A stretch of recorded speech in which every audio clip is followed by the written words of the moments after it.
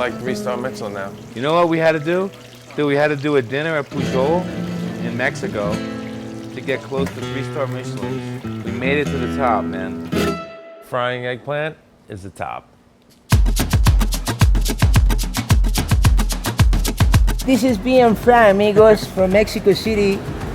I love Mexico. I love the people there. I love the food. What does it taste like? Tastes like a cricket, man. Tastes like a fucking cricket. Tastes good, man. What's happening in Mexico right now, I don't know how in tune the rest of the world is on what's going on, but it's the top emerging cuisine in the world. Wow, this is the morgue over here. Skinning a goat, man. Dude, these guys are badasses. That guy is good with a knife. Holy shit. Rigor mortis has set in. They've been industrious for the rest of the world for so much, and certainly for us, you know. We've always had Mexican cooks, and they've been the backbone of what we do. But now they're being the backbone for themselves. All really, really, really smart Mexican kids that went to CIA or went here, or they went to Harvard MBA. Staging at Noma, staging at Amas, staging at Arpege. You know. Yeah, really, really smart people that are now, instead of working for you, they're down working in Mexico, and they're making Mexico an amazing place. So it's an emerging in a great way. I am Enrique San, and I host Mesamerica in Mexico City. We've always tried to bring people that have changed the industry in a certain way, either by the way they cook or their concept, to get inspired. How about we say this? How about we introduce our next guests? No, they're speakers.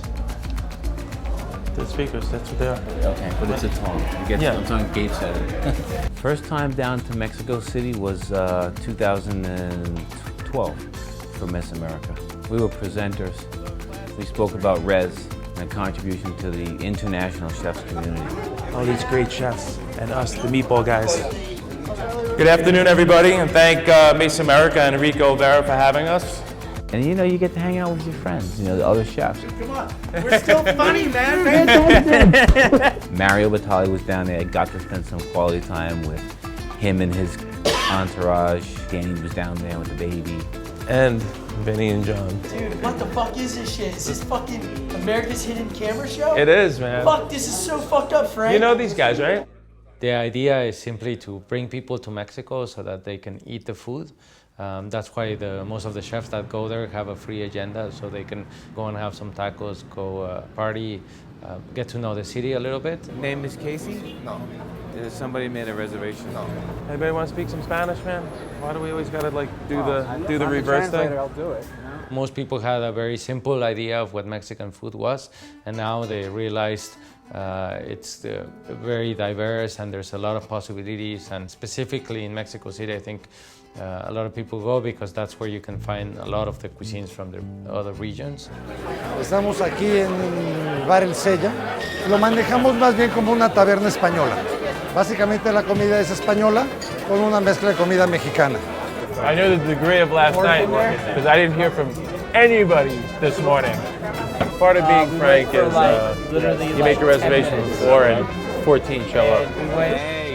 We had a great lunch with Vinny, John.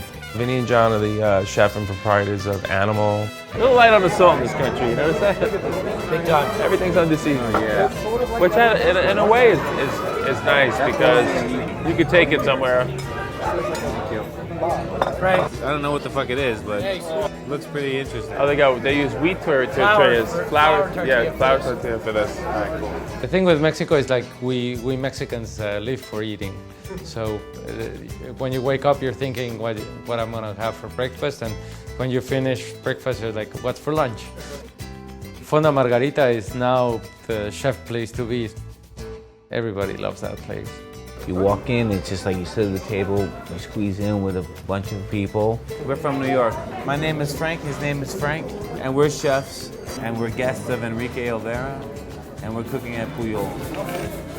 And they have a mariachi guy playing over there and singing, and it's just so real. And what is it exactly?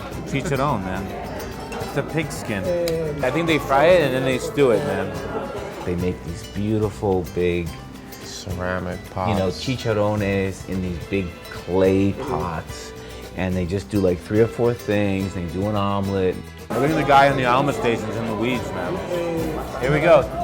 Hey. Ya llegó lo bueno.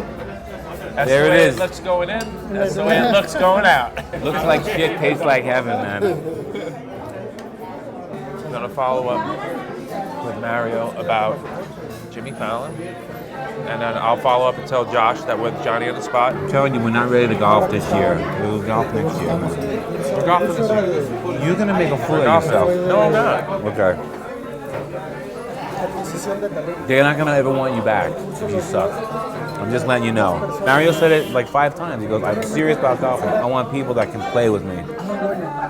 That's why he said, do you golf? And then he said it again, do you really golf? I don't even know how to fucking hold a golf club, man. I don't even know how to swing a golf club really right, you know? If we golf for a year, Why are you clumping next me year. in with you golfing? Why are you clumping me in? Okay. Okay, you I go. might be a prodigy. Okay. You might be a prodigy. Nobody, you're not a prodigy. That's it. On to business, man. Gracias. Muchas gracias. Muchas gracias.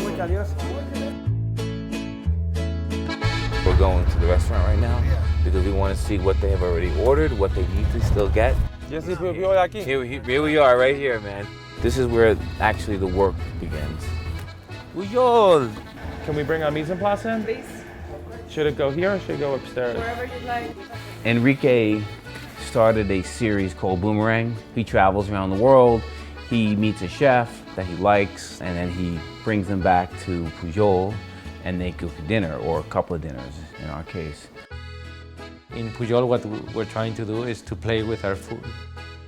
In Mexican culture, playing with food is not correct.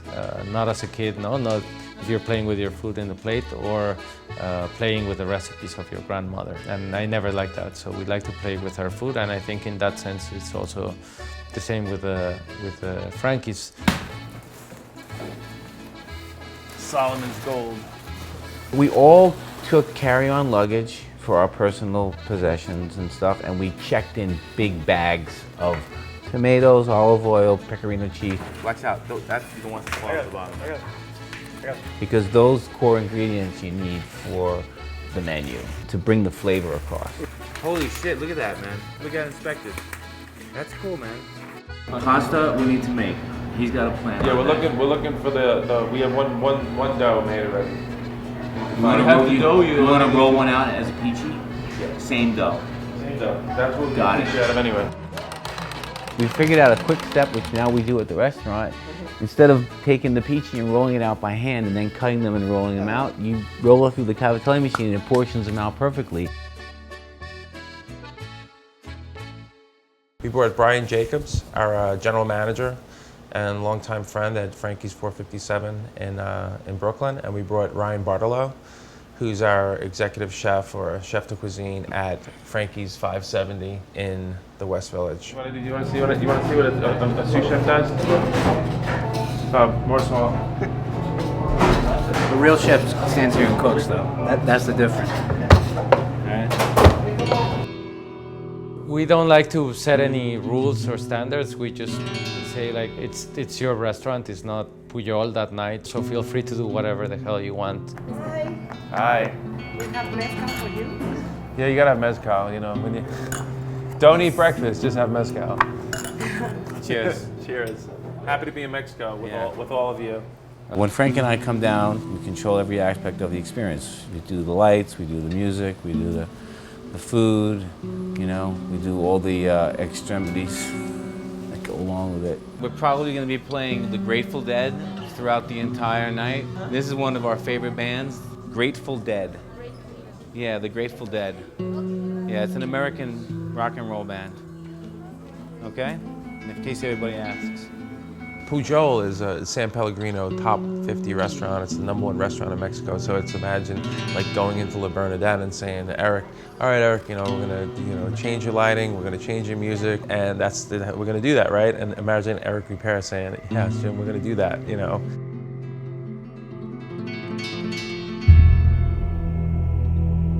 The first thing I saw was the invitation.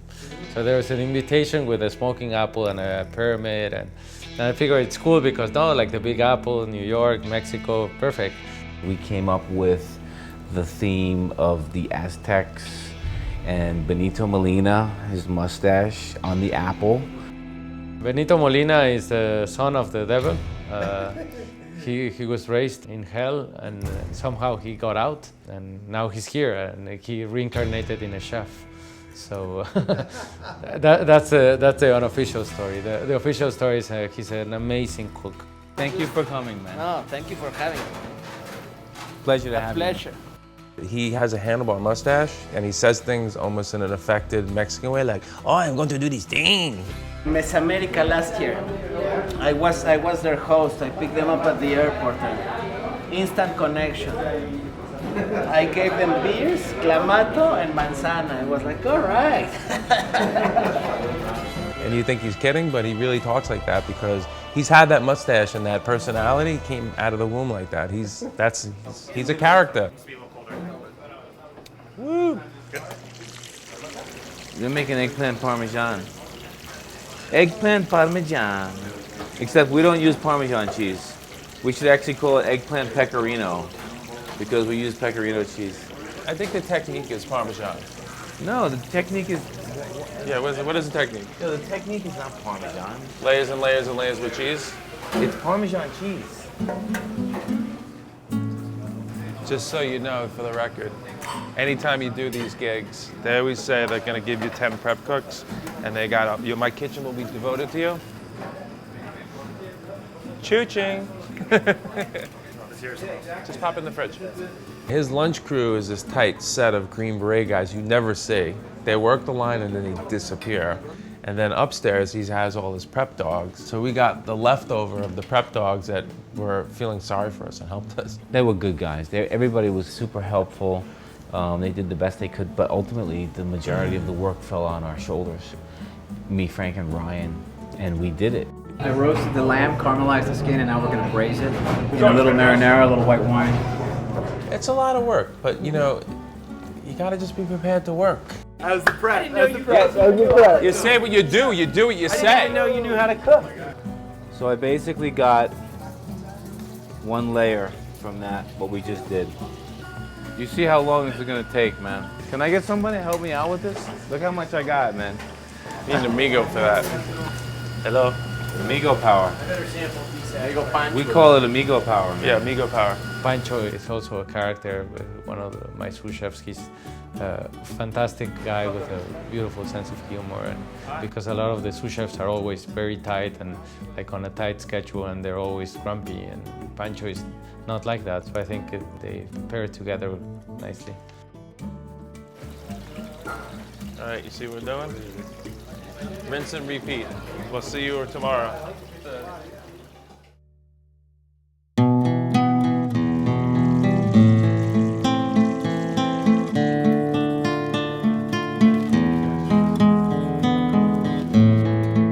Notice that a lot of the dishes have this tomato in it, San Marzano tomato. It's very, very special tomato.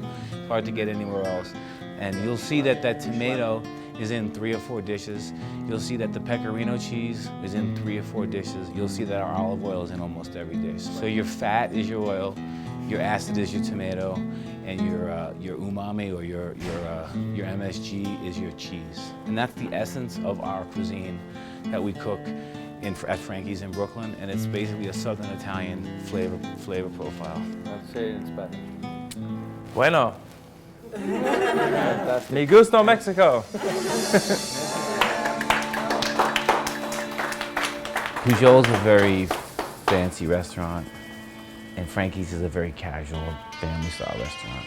We wanted to take our food, Frankie's food, and elevate it by making the portions a little bit smaller and just a little bit refinement. Because, you know, their regular clientele are the most powerful and wealthiest of Mexico. I have the first table or 2. First table 2 is down. I think we're ready, man. We are ready. So this is part of being Frank. You take over somebody's restaurant in another country, Yeah. and then you do their service on a Friday night. You notice a lot of the dishes are just like 1-2 steps, you know? There's not a lot more to it than that. They say God is in the details. Yeah. It's amazing how simple, good food can also make people happy. People were just amazed at the flavors, and that eggplant, I still want to have it. Probably the best eggplant I had in my life. You've tasted eggplant 20 times, but you never tasted it like that. We did the Corvina crudo, noble style-ish. We took pasta primavera from the market, of a Mexican market, and made it Italian. It was a real fusion of Mexican and Italian. I hate to use the word, but it was. It was delicious. But it was amazing. I was asking Enrique and Benito, goat or lamb? And they're like, oh, we love goat. Mexicans love goat. I'm like, okay, so goat it is. And then when we get there, the day of that we're doing the prep, we got lamb. I was like, what happened to the goat, man? It didn't really matter because we were braising it in tomato sauce and putting it over delicious polenta. Every time a chef comes like that, now we took a little bit of that to the way that we cook our goat, which was traditional barbacoa, and now we're roasting with the tomatoes. It's a win-win for everyone. They went out to smoke. We're gonna have to make them again. Are you drinking out of the bottle? Delicious.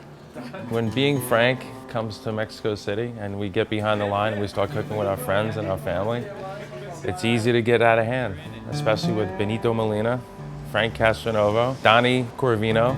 Donnie Maston, AKA Donnie Corvina. We worked together in California for a couple years. He was my chef de cuisine. And he was like, guys, I gotta get something to do. Give me something to do. I was like, okay, you're gonna do the Corvina? Dude, what are you doing, man? Get your pasta, I got it. He's a really solid cook, but you know, he falls subject to the same thing that happens when you drink it and then try to cook. It's like, 2 weeks. Where's the other plate? I'll get it. Are we out of polenta? Is that it? I don't know what happened. I walked away for a second, and then another person walked away for a second, and then it just got really sloppy. How many more lambs we got coming? A shit ton? Are you serious? You gotta thicken that sauce a little bit. Nobody is ever gonna care more about your food than you. He might think he cares as much, but you know, it's like, it's always the same. How many pot? How many? Wow! There's nobody at the station. That's the problem. Not the station. Grande soteña, eso, por favor. Grande arriba.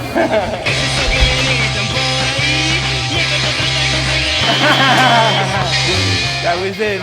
The first half an hour was good. When we got to the real crunch time, we were like, everybody fucking lost their shit, man. Oh yeah, you guys are a little bit sideways. Enrique got back there. Yeah!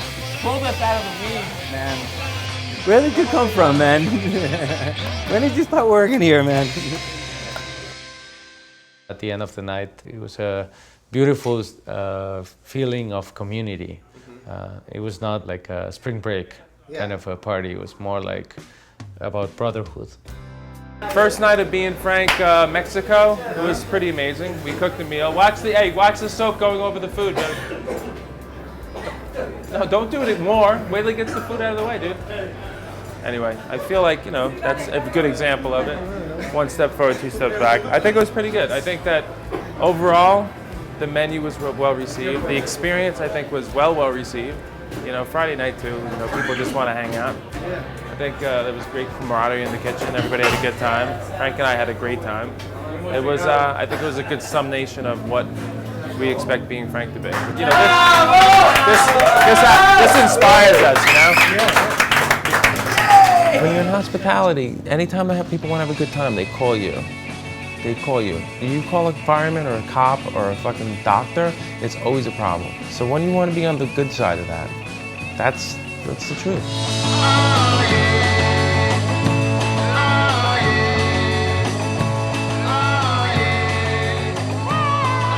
Wait hold a second. Oh, it's Jimmy Fallon. Jimmy, what's up? Yeah, I'm here with Frank. Are we going golfing Monday? We're gonna go golfing Monday, and you want us on the show Thursday? No, Friday. Bigger show Friday. Who's on? Bruce Willis, Tom Cruise, Sly Stallone, Brad Pitt, and Angelina Jolie. All right, we can make it. Cool. All right. Full of shit. He's Later. not talking to you.